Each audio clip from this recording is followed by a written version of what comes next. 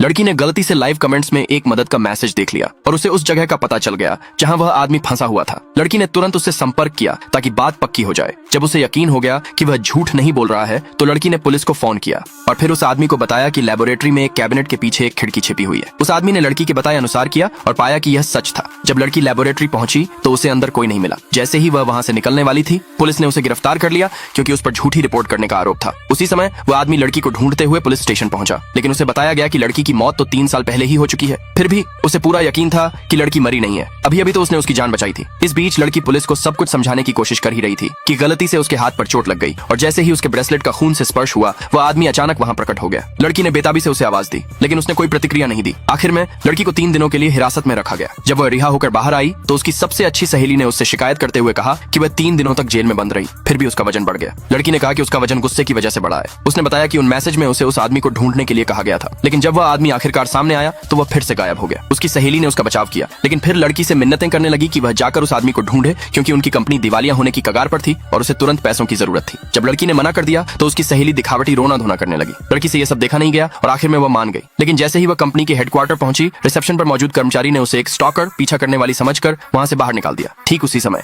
वह आदमी भी कंपनी में पहुंचा, लेकिन उसने लड़की को पहचाना नहीं क्योंकि उस समय वह आदमी वह नहीं था जो 3 साल बाद के समय में था। वहां से निकाले जाने के बाद लड़की ने गुस्से में उस आदमी को खूब कोसा। घर लौटने पर उसने अपनी सहेली के सामने अपना गुस्सा निकालते हुए कहा कि वह आदमी तो कब का मर चुका है और अब आसमान में एक सितारे की तरह चमक रहा है। ठीक उसी समय 3 साल बाद के समय वाला वह आदमी लड़की को ढूंढ रहा था। जैसे ही लड़की ने उसके बारे में शिकायत करना खत्म किया, उस आदमी ने उसे एक मैसेज भेजा। असल में उन दोनों के समय टाइमलाइंस के बीच कुछ देरी थी। जैसे ही उसे लड़की का मैसेज मिला, उसने तुरंत उसका जवाब दे दिया। उस आदमी का दूसरा न्योता मिलने पर लड़की ने सिर्फ इसलिए हाँ कर दी क्योंकि वह उससे आमने सामने मिलकर पूछना चाहती थी कि उसने उसे नुकसान क्यों पहुंचाया था। लेकिन जब वह दोबारा उस ग्रुप के पास गई तो उस आदमी ने फिर भी उसे पहचानने से इनकार कर दिया। तब लड़की को एक बार फिर बिल्डिंग से बाहर निकाल दिया गया। ठीक उसी समय 3 साल बाद वाला वह आदमी भी उस ग्रुप में पहुंच गया। उसी पल दोनों समानांतर समय रेखाएं आपस में टकरा गईं। वह आदमी 3 साल पीछे चला गया। जब उसने लड़की को दरवाजे के बाहर खड़ा देखा तो वह भावनाओं से भर गया। जैसे ही वह बाहर निकलकर उसे पहचानने ही वाला था, तभी एक गुस्से से भरे आदमी ने उसके चेहरे पर जोरदार मुक्का मार दिया। अगले भाग के लिए नीचे कमेंट में यस लिखे